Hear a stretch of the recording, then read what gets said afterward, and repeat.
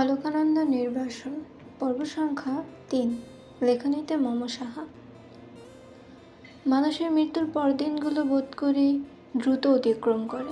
সুদর্শন জমিদারের মৃত্যুর পর চলে গেল ৪ দিন। আবার গ্রামের মানুষদের জন্য বিরাট খাওয়া দাওয়ার আয়োজন করা হলো। আজ বিহারিণী মহলের চুলাতে আগুন ধরানো হবে। সেই আয়োজনই চলছে অন্দরমহলে। দেখে বোঝার উপায় নাই যে এই বাড়িতে কেউ মারা গিয়েছে। মনে হচ্ছে যেন বাড়ির একমাত্র কন্যার বিয়ের আয়োজন। কি বিশাল করে শুরু হয়েছে সে আয়োজন। অলকানন্দা ভর দুপুরে শাড়ির আঁচল মেলে মাটিতে শুয়ে আছে। সাদা শরীরে সাদা শাড়িটা যেন ভয়ঙ্কর রকমের সৌন্দর্য সৃষ্টি করেছে। এর মাঝেই দরজার কড়া নাড়ল কেউ। অলকানন্দার কুলবিহীন ধ্যানের সমাপ্তি ঘটল কড়া নাড়ার শব্দে। সে উঠে বসল, কণ্ঠ খানিকটা উঁচু করে প্রশ্ন করল, কে? বাহির থেকে সাবধানী পুরুষালী কণ্ঠ ভেসে এলো, অলকানন্দা, দোর খোলো, আমি প্রসাদ। পরিচিত কণ্ঠ পেতেই অলকানন্দা উঠে দাঁড়ালো। তার ননদের স্বামী প্রসাদ। সম্পর্কে তার ছোট হলেও তাকে সবসময় নাম ধরেই সম্বোধন করেই ডেকেছে। মানুষটার এক কথা, অলকানন্দা আমার বড্ড ছোট, ওকে সম্বোধন করতে আমার বড় সংশয় হয়। যেহেতু প্রসাদ ভীষণ গম্ভীর ও রাগী, সেহেতু তার মনের বিপরীতে গিয়ে কেউ তার মত প্রকাশ করেনি। অলকানন্দা অলস পায়ে দরজা খুলল। দরজা খুলতেই প্রসাদের শুভ্র চেহারা বিন্দু বিন্দু ঘাম উকি দেওয়া দেখতে পেল। খুব ব্যস্ত হলো লোকটা। অলকানন্দার দৃষ্টিতে দৃষ্টি মিলল প্রসাদের। দুজনেই কিছুটা অস্বস্তিতে পড়ল। অলকানন্দা দরজা থেকে সরে দাঁড়ালো, ছোট কণ্ঠে বলল, আসুন ভেতরে। প্রসাদ ব্যস্ত পায়ে ভেতরে ঢুকল। সাবধানীর চোখে চারপাশে একবার তাকিয়ে নিল, যা তার কঠোর স্বভাবের চরিত্রের সাথে একদমই বেমানান। অলকানন্দাও চারপাশে তাকালো, ক্ষীণ স্বরে বলল, কিছু দরকার? আপনার তো স্কুলের কোনো খোঁজ খবরই নাই। আগামী সপ্তাহে আপনাদের পরীক্ষা শুরু হবে। অলকানন্দার কথার বিপরীতে বড় বড় চোখ করে চাইল। বিয়ের পর স্কুলের কথা সে প্রায় ভুলতেই বসেছে। শ্বশুরবাড়ির চাপে বই নিয়ে বসার কোনো সুযোগই হয়নি। কি পরীক্ষা দিবে সে? মাত্রই তো নতুন ক্লাসে উঠল। নতুন বই তো তার বড্ড অপরিচিত। তার উপর বর্তমানের পরিবেশের অবস্থা যা, আদৌ সে পরীক্ষা দিতে পারবে কিনা সন্দেহ। নিজের ঝামেলা ভারাক্রান্ত জীবনের কথা ভাবতেই হতাশার শ্বাস বেরিয়ে এলো বুক চিরে। অলকানন্দাকে চুপ থাকতে দেখে প্রসাদ আবার তাড়া দিল। তাড়া দিয়ে বলল, কি ভেবেছেন? কি করবেন ভেবেছেন? বেশি দিন তো নেই। আমি যে কিচ্ছুটি পারি না। তার উপর এবাড়ির মানুষদের তো দেখেছেন, তারা দিবে যেতে। আপনি তাদের কথা কেন ভাবছেন? বড় আশ্চর্যজনক তো। যারা আপনার কথা বিন্দু পরিমাণ চিন্তা করছে না, তাদের নিয়ে আপনি চিন্তা। অলকানন্দা চুপ করে গেল। ঠিক কী উত্তর দিবে তা ভেবে পেল না সে। তাকে চুপ থাকতে দেখে কথা বলল প্রসাদ, আপনার স্কুলে পড়ানোর দায়িত্ব আমার, আপনি চিন্তা করবেন না। আমি তো সেই স্কুলের একজন মাস্টার। আপনার সকল পড়া আমি নিয়ে বসবো, চিন্তা করবেন না। প্রসাদের দিকে অলকানন্দা কৃতজ্ঞতার দৃষ্টিতে তাকায়। প্রসাদকে সে বিয়ের আগে থেকেই চেনে। তার স্কুলের শিক্ষক সে। বিয়ের পর সম্পর্ক হয়েছে ননদের স্বামী। অলকানন্দা মুচকি হেসে বলল, চিরজীবন কৃতজ্ঞ থাকব। আপনাকে সাদা শাড়িতে চক্ষু ঝলসে ছাই হওয়ার মতো সুন্দর লাগে, তবে তার সাথে মনে হয় ভীষণ ভেঙে যাওয়া মানুষ। এই প্রথাটা পাল্টানোর উপায় নেই? সাদাতে অনেকটা বড্ড বিষণ্ণ লাগে, অথচ আপনার চরিত্রের সাথে বিষণ্ণতা বড্ড মেবানান। প্রসাদ এক নিঃশ্বাসে কথা বলেই প্রস্থান নিল। যেন কথাখানা বলার পর সে অলকানন্দার চোখে চোখ মেলতে পারবে না। অলকানন্দা ফ্যালফ্যাল ন্যায় তাকিয়ে বোঝার চেষ্টা করল মানুষটা তাকে কি বলে গেল। বিশাল আয়োজন উঠান জুড়ে। বিকেল নেমেছে ধরা বুকে। গ্রামের সকলের খাবার শেষ হওয়ার পর খাবার খেলো বাড়ির মানুষ। সব শেষে খাবার জুটল অলকানন্দার ভাগ্যে। একটানা ফল খেতে খেতে মুখে অরুচি ধরে গেছে তার। তাও দিনে একটা কি দুটোর বেশি ফল পাওয়া যায় না। স্বামীর মৃত্যুর পর স্ত্রীদের বাকি জীবন নাকি সংযম করে কাটাতে হয়, আর সেজন্যই অল্প পরিমাণের আহার করতে হবে। আবারও অলকানন্দার ঘরের দোরের শব্দ হলো। বাহির থেকে তার ননদ মন্ময়ূরীর উচ্চকণ্ঠ ভেসে এলো, এই যে বৌরানী, সারাদিন দোরে খিল দিয়ে রাখো কি করে? এমন তো না যে ঘরে স্বামী আছে তার সোহাগ করছো, দোর খোলো। অলকানন্দা দাঁড়িয়েছিল তার নড়বড়ে জ্বালানার কোণ ঘেঁষে। ননদের এমন তুচ্ছ ঠাট্টায় তার গা ঘিন ঘিন করে উঠল তার। তদমধ্যে বাহির থেকে আবারও হাঁক ছেড়ে ডাকল মনময়ূরী। তাড়াতাড়ি দৌড় খুলো, বাহিরে আসো দেখি, তোমার স্বামীর নামে যজ্ঞ হচ্ছে, সেখানে ডাকছে তোমাকে, তাড়াতাড়ি এসো। কাপড়টা বদলে শুদ্ধ বস্ত্র পরে আসবে, আমি যাই। অলকানন্দা চুপ করে রইল। যখন সে অনুভব করলো দরজার সামনে আর দাঁড়িয়ে নেই মেয়েটা, ঠিক তখনই সে দরজাখানা খুলল। এপাশ ওপাশ তাকালো। বাড়ির বউ, মেয়ে, ঝি তাতে কারো কোনো দেখা মিলল না আশেপাশে। সাবধানীর পায়ে বেরিয়ে গেল সে। মনের মাঝে উত্তাল ঢেউ, একটা ভিন্ন কিছু করার ইচ্ছে তাকে নাড়িয়ে দিচ্ছে। সুদর্শনের মৃদু আত্মার শান্তি লাভের আশায় বেশ ধুমধাম করে হচ্ছে যজ্ঞ।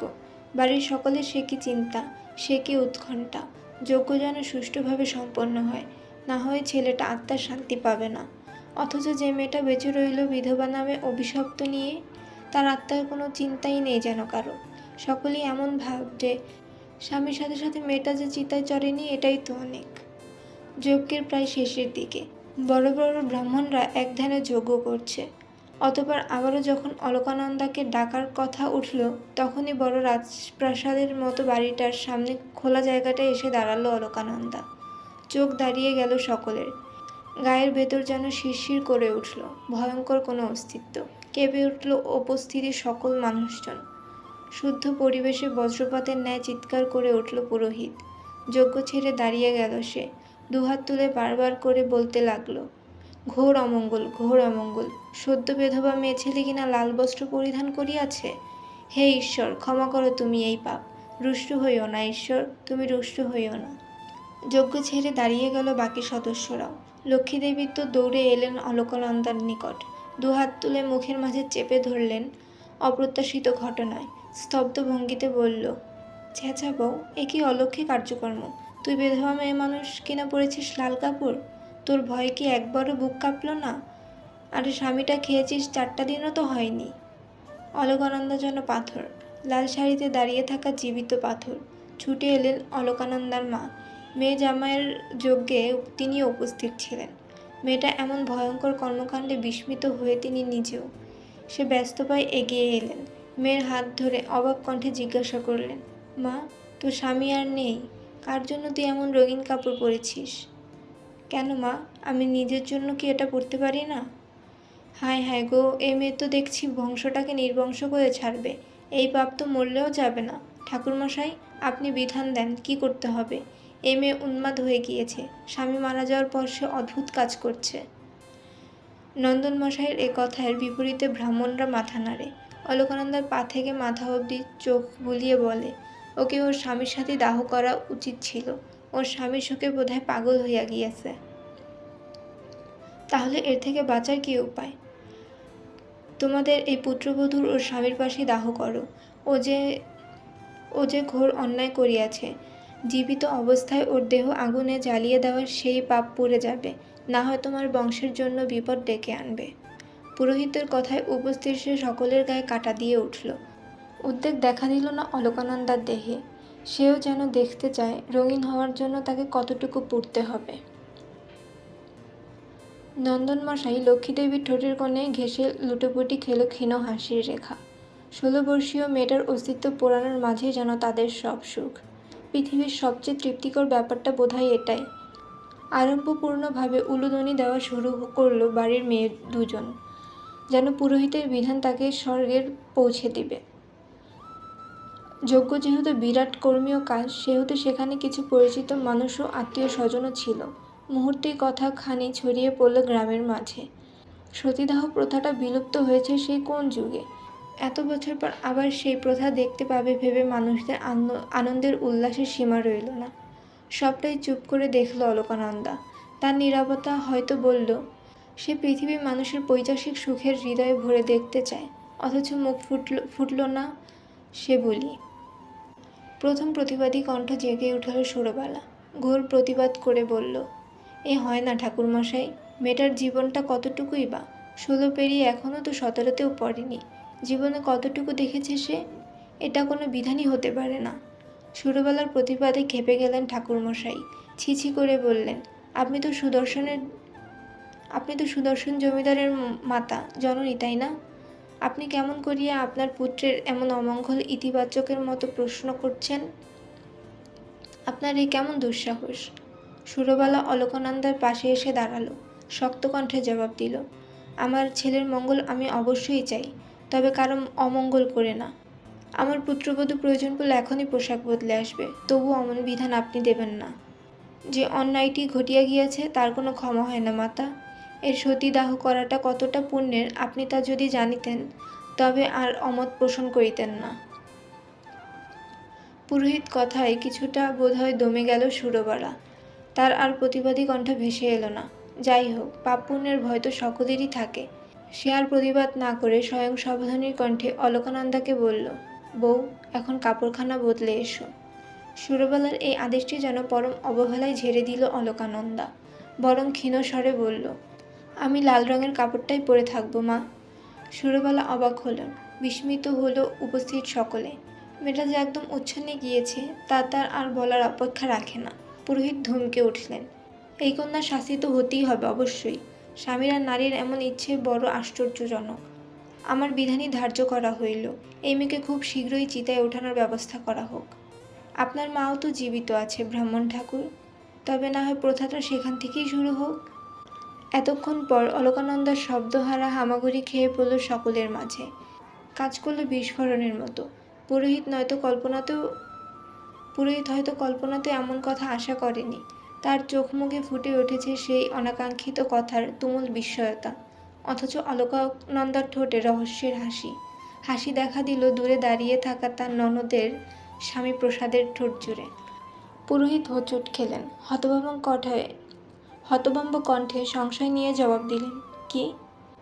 বিধবাকে চিতায় পোড়ালে যদি পূর্ণতা অর্জন করা যায়, তবে সেটা আপনার ঘর থেকে না হয় শুরু করুন, আপনার মায়ের থেকে। পুরোহিত থমকালো, সাথে চমকালো। যুক্তিতে হেরে গিয়ে বাজখাই গলায় চিল্লিয়ে উঠল, মূর্খদের বরাবরই এমন কাজ। তারা যখন যুক্তিতে হেরে যায় তখন চিৎকার করে জিততে চায়। পুরোহিতও সেই সংজ্ঞার বাহিরে নয়। পুরোহিত চেঁচিয়ে বলল, তোমার তো দুঃসাহস কম না হে। তুমি আমার শ্রদ্ধেয় মাতাজির সাথে তোমার তুলনা করতেছ? আমার পিতাশ্রী মারা যাওয়ার পর হইতেই মাথা চলে গিয়েছে তীর্থশ্রীর। সারা জীবন অতিবাহিত করেছে পবিত্র সেই তীর্থক্ষেত্রে। আর তুমি স্বামী মৃত্যুর চতুর্থ দিনই মাথায় লাল বস্ত্র ধারণ করিয়াছ। এত বড় ধর্মবিরোধী কাজ করিয়াছ, অথচ তোমার চোখে দেখা মিলে না কোনো সতর শোকতাপ। তুমি কি জানো বিধবার ধর্ম শ্বেতবর্ষ আর নিরামিষ আহার? সংযত করিতে হবে তাহার চিত্ত, তবে কোনো অধিকার নেই তুমি এমন করিয়াছ। ধর্মের নাশ করিতে চাও? এমন পাপ করেছ যার শাস্তি অবধি পৃথিবীতে নেই, অথচ তুমি হেয়ালি করিতেছ? অলকানন্দা হাসল। সে হাসিতে দুলে উঠল তার লতানো মতন অঙ্গখানি। লাল শাড়িটার আঁচলটা ঘোরাতে ঘোরাতে বলল, কোন ধর্মগ্রন্থে লেখা আছে বিধবার ধর্মের শ্বেতবস্ত্র আর নিরামিষ আহার? আমাকে একটু জানান। পুরোহিত আমতা আমতা করলেন। কথা ঘোরানোর জন্য নন্দন মশাইয়ের দিকে তাকিয়ে জ্ঞানীদের মতন গম্ভীর স্বরে বললেন, আপনি কি বলিবেন নন্দন মশাই? আমার বিধান কি আপনিও অস্বীকার করিবেন? না না, কখনোই না। নন্দন মশাই তৎক্ষণাৎ উত্তরে হেলদোল দেখা গেল না অলকানন্দার। যেভাবে নিস্তব্ধ নিয়ে এখনও সে এসেছিল সেভাবেই নিস্তব্ধতা ঠেলে চলে গেল এখান থেকে। সবাই যেন হতভম্ব হয়ে গেল। মেয়েটা মোটেও এত গাছাড়া ছিল না। হুট করে কিভাবে মেয়েটা এতটা পরিবর্তন হলো তা নিয়ে জল্পনা কল্পনা চলল আকাশ সমান। পুরোহিত বুঝল তার এমন যুক্তিহীনা চলবে না এখানে, তাই চুপসিয়ে যজ্ঞটা সেরে ফেলল। কিন্তু মনে মনে কৃত্তিপূর্ণের লোভ তাকে তাড়িয়ে মারছে।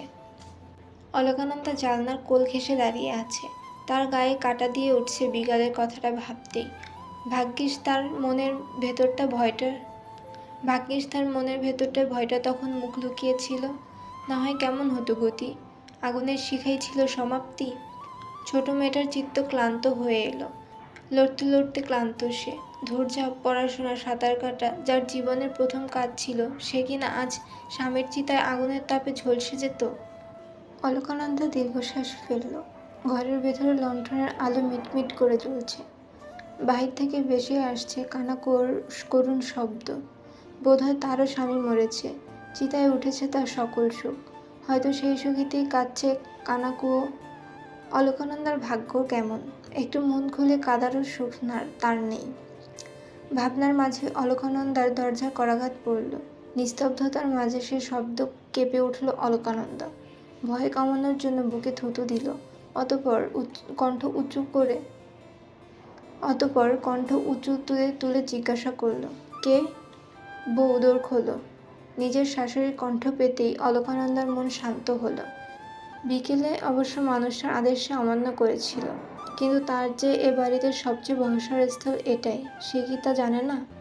অলকানন্দা আঁচলটা টেনে বাহুতে তুলল, অতঃপর ধীর গতিতে দরজা খুলল। পুত্রবধূকে দরজা খুলতে দেখেই সুরবালার চোখ মুখ শক্ত করে তাকালেন। কঠিন মুখে অলকানন্দার ঘরে ঢুকলেন। সবটাই নিবিড় চোখে পরখ করল অলকানন্দা।